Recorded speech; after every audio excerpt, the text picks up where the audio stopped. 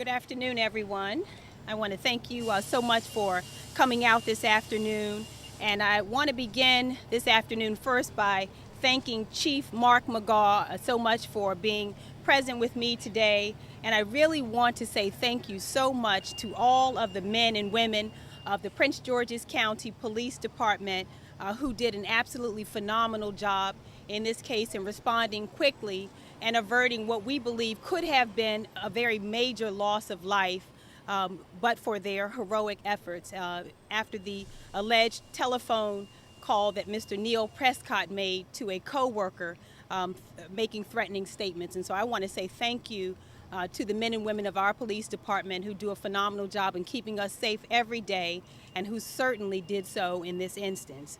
I also want to thank the other federal and state law enforcement partners who are joining us here today, who have also worked in a collaborative manner on this case with us.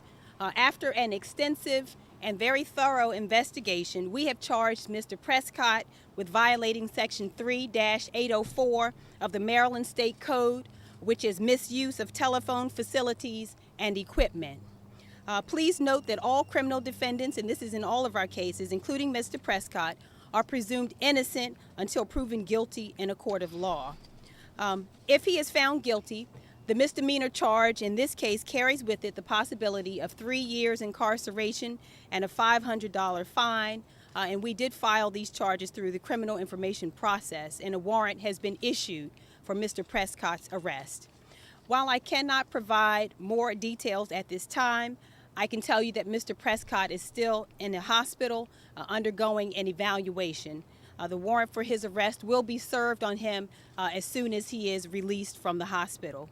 Unfortunately, Maryland does not have a law that makes it expressly illegal for a person to communicate generalized threats over the telephone.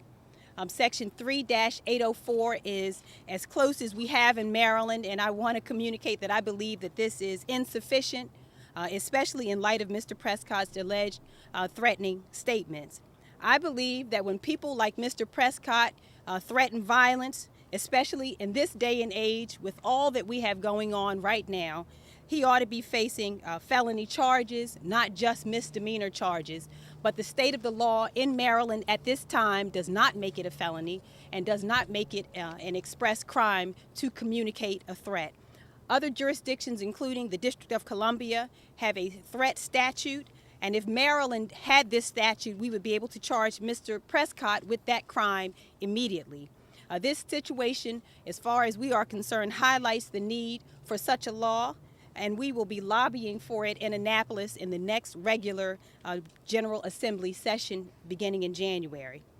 At this time, our investigation indicates that Mr. Prescott also owned his guns legally. We have, after very thorough investigation, we have determined that all of the guns that he possessed were done so legally, and there are therefore no gun charges that the state can bring at this time.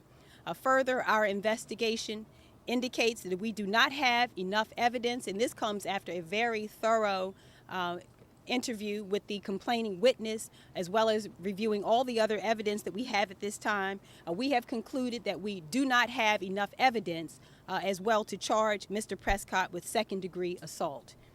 This is one of the issue again that we must raise, and this is something that we will be bringing before the General Assembly. I believe the governor has also started to examine this issue, but we must examine the issue regarding individuals who suffer from mental disabilities and illness who are able to possess firearms. I believe this is a very big issue, and the governor is right to have started down the road of putting together a task force to study this issue. But we have learned in our office, we have seen many cases, at least over the last year, where this has become an issue, and we find it unacceptable that this has been allowed to continue, and we will be working toward that as well. So again, I want to just say thank you so much to all of the men and women of the Prince George's County Police Department, again, for their quick actions. Again, they saved countless lives in this instance, and we are very grateful to them. I also want to thank the ATF and Anne Arundel County Police, who also abated what we believe was a very serious threat and a potential loss of life. And I want to thank all of you for coming out today. Again, I have Chief Magaw here. I don't know, Chief, if you would like to make any statements, please, Chief Mark Magaw.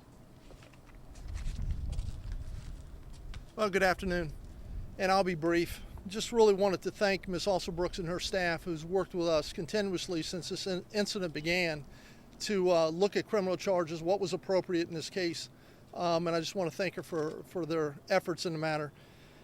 Since the beginning of this incident coming to our attention, the very first priority was to eliminate the threat, and that's what we did, and to get Mr. Prescott evaluated and treatment if that's what he needed. The second piece of this started simultaneously as far as what criminal charges, if any, would be appropriate. And that's what the state's attorney and her staff have done with us collaboratively. It's hard to measure what you prevented, but all the elements were here that we believe that a tragedy was averted in this case. I'd also like to thank other law enforcement components in Arundel County and also ATF for their assistance and their ongoing support in this case. Thank you. Chief, have your investigators ever had an opportunity to interview the defendant? No, sir, not yet. So, not even day of? A quick interview in his apartment? The initial approach of Mr. Prescott was with Anne Arundel County. There was an evaluation, I think it was on Thursday afternoon. And at that time, he seemed unstable, but not really a sit-down interview, interrogation type of deal. It was just a conversation, and they got enough from that interaction that they felt that this individual was a threat to himself or to other people. Even if convicted, mental state was, or if he's mentally ill? No, it has not. It's still he's still in an evaluation, period. From that initial interview, and I guess it was Anne Arundel folks, because it was in Crofton there? Right. Did they perceive that there was more of a plan beyond the 2 telephone calls? I don't know, sir. I just know that they felt that he was unstable, and it led credibility to what we were looking at as far as his pattern of action over the last 24, 36 hours, and it led us to the conclusion that we needed to get him some medical evaluation and treatment. Since Should the public feel safe? I mean, when this guy gets out, should the public feel safe? Absolutely. He's in a hospital now, being evaluated and treated. He's not going to be released then until that treatment is completed. He still has to address these charges, so we're not walking away from this individual by any means. It's my understanding that ATF also has charges pending, so he's going to have a lot to answer to when he comes out of the hospital.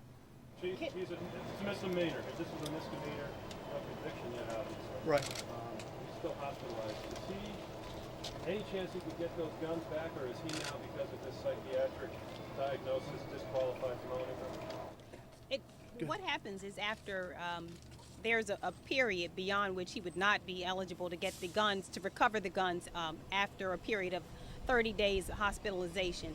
But also, this offense carries more than 2 years, and so he would not be eligible to recover his guns. Even though it's a misdemeanor, if it's more than 2 years, if he faces more than 2 years, he would not be eligible to recover the guns that we seized from him. Only if convicted. But if convicted of all these charges, what's the most time he could get? 3 years and a $500 fine is all that this particular offense covers. But after that, he's out and about. After that, under these charges, yes, he is out and about. Is that a concern to you? Oh, it's absolutely a concern for us, which is why we need a law, on a statute, and we will go before the General Assembly beginning in January to make a case for this. I absolutely believe these charges, as they stand, are insufficient to cover a threat like the threat that Mr. Prescott made. But this is what we have now. Is there anything that'll prevent him from purchasing a weapon before a conviction once he's released? Charged, but would that necessarily prevent him from purchasing an additional weapon once he's out? That would prevent him from purchasing an additional weapon. That combined with the, we're hoping the hospitalization, that all of that together would prevent him from being eligible to purchase another gun. I want to be clear, if he is convicted, is there a period of time he's prohibited from purchasing weapons in the future, or I didn't quite understand that. I'm not sure I got it. Well, if he is convicted of these charges, he would be prevented from possessing weapons, and that is for an indefinite amount of time. How about, I think the problem that we're facing is if he's released from the hospital before the adjudication, before the trial, is there any chance he can recover the weapons you guys have or go buy another one? No, there's During the pending case, exactly. he is prohibited. He is prohibited, and he will not be able to also recover his guns. Have you been able to learn since Friday, since we last spoke, as to the seriousness of these comments and how seriously you have to make them? Your subsequent interviews done over the weekend and up till today, what else have you been able to learn about how serious? Well, we can't speak specifically to it because this is a pending case, but what I can tell you is that we do take these sorts of threats very seriously, and we are taking it very seriously, and we are deeply concerned and therefore have taken the steps that we've taken. What was the indication that he was more so a mental patient, more so than having this be a criminal issue from the get-go? What was that indication? Because generally, wouldn't this have just gone straight to the criminal system, or because he was evaluated initially? Well, the officers who interacted with him would have to make that determination, and I don't know specifically. I'm not able to comment on specifically what actions they observed that would make them conclude that. Is he considered mentally challenged? Is he what is exactly the mental state? We are not able to comment on that. What's holding him in the hospital? Do you have an order that holds him there? Has he agreed to that voluntarily? Has he charged? He has been voluntarily committed to the hospital. Over the weekend, there was a gentleman, Mike Cochran, I believe his name is, who came forward, described himself as a friend, and gave an account of this guy's mental capacity. Have you had a chance to talk with him at all? We've spoken to the witnesses in this case. Yes, we have. We have interviewed the complaining witness in this case. No, Mike Cochran described himself as a friend of Prescott. Right. We have spoken with the witnesses in this case. Exactly. We can't share it, but we have filed charges as a result of our investigation. Can you shed any more light on some of the details from Friday as to whether he had already been fired from his position, whether he was in the process, because there was a discrepancy between what was said in the news conference and the affidavit, and the relationship between Mr. Prescott and the individual he made these comments to? It's our understanding that Mr. Prescott had not been at that place of employment for about 2 months prior to the contact he had on that day. Is what The we state's attorney has provided all the information that she knows regarding this case, as has the police chief. I have the criminal information to share as well as the statute. So he's already been fired. For him to be in the hospital? We're not sure yet what that time frame would be. How many weapons did he have, and what licenses did he have that allowed him to have so many? We believe that we recovered about 15 weapons. And as far as the licenses are concerned, I'm not sure. But I know that the ATF has had a chance to investigate, and I'm not sure exactly what license. Can you address the importance of the man who actually called and made the complaint? I think many, I'm not sure of this, but I think many people might let things like that go. I think that actions of the person who reported. that's a perfect point, is that we rely on the cooperation of the public. And when you become aware of information like this, we urge you to not hesitate. Don't try to make a judgment yourself about whether or not the comments are to be taken seriously. We urge everybody in the public, if you are aware of these sorts of threatening statements, to contact the authorities immediately and give us an opportunity to investigate and to determine the seriousness of it. But you're absolutely right. We rely on the public. We cannot overstate the relationship between law enforcement and the community. It is essential. And federal charges, we're understanding he may also face federal charges. What might those be, and what are the likelihoods? They are still investigating and deciding whether or not to bring charges. Chief, one more stab at this thing. So, he was talking about this guy Mike Cochran over the weekend. He said, look, this is a gentle giant, and he described him as a joker in a very different context. What do you make of this guy? What do you think he really was about, or does that even matter in this situation? Well, the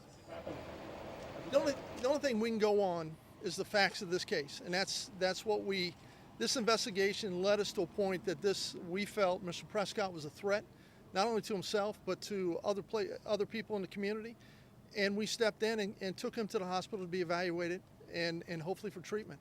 We can only go on what we know. how he was a year ago or I went to high school with him. We can't take that into effect. What is going on right now? We looked at the evidence and we took action, and we have no other choice. There's not much difference between this and other tragic accidents or incidents that have occurred across the country. The key piece here, it didn't happen, and that's the key piece. But we're not waiting to find out, and we're moving on the evidence that we have, and he certainly demonstrated he was a danger to himself and others. To what extent did you, when you did any additional information, did you find anything else that indicated any kind of tie to Aurora beyond the Joker comment? No, that was all. Thank you so Thank much, you. everybody. Thank you. Thank you so much.